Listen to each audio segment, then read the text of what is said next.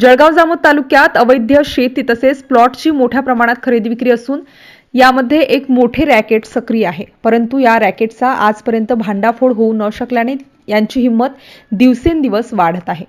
असाच एक प्रकार सीताबाई रामदास जाधव राहणार वडशिंगी यांना मौजे वायाळ शिवारात शासकीय ई क्लास 13 हेक्टर 93 आर जमीनपैकी 2 हेक्टर शेत जमीन अटी व शर्तीच्या नियमाने पट्टा तहसीलदार यांनी प्रदान केला होता। परंतु त्या जमिनीचा रफिक शाह यांचा कोणताही हक्क नसताना विना परवानगी प्लॉट पाडून दुय्यम निबंधक ग्रामसेवक पटवारी वायंडर यांच्या संगणमताने 9 ते 10 व्यक्तीला खोटे नमुना 8 तयार करून विक्री व्यवहार केल्याने संबंधित लोकांवर कारवाई करावी अशी मागणी देविदास तायडे यांनी तहसीलदार यांच्याकडे तक्रार देऊन केली आहे।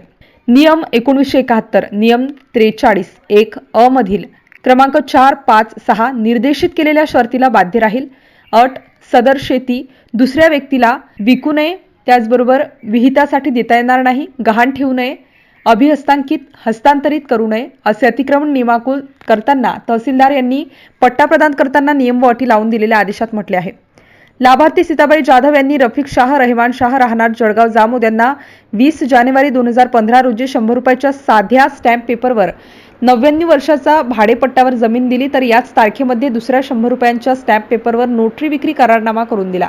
रफिक शाह यांच्या ताब्यात सन 2014-15 पासून शेतजमीन यांच्या ताब्यात आहे। सीताबाई जाधव यांनी त्या मोबदल्यात 10 लाख रुपयात विना परवानगी शासकीय जमीन भाडेपट्ट्यावर दिली।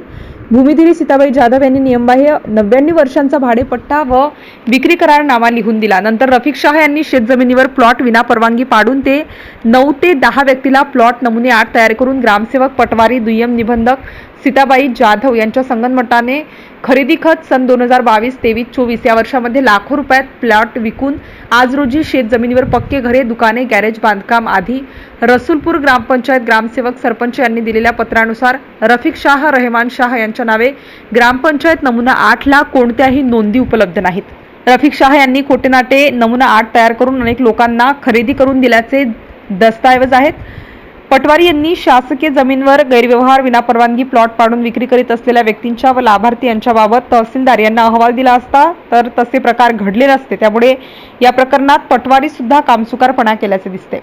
सदर प्रकरणाची सखोल चौकशी करून भूमिधारी मालक, प्लॉट विकणारा, पटवारी, दुय्यम निबंधक यांची चौकशी करून कार्यवाही करावी व सीताबाई जाधव यांच्या नावे असलेली शेतजमीन शासन जमा करून त्यांच्यावर सुद्धा कार्यवाही करावी असे लेखी तक्रारीत म्हटले आहे।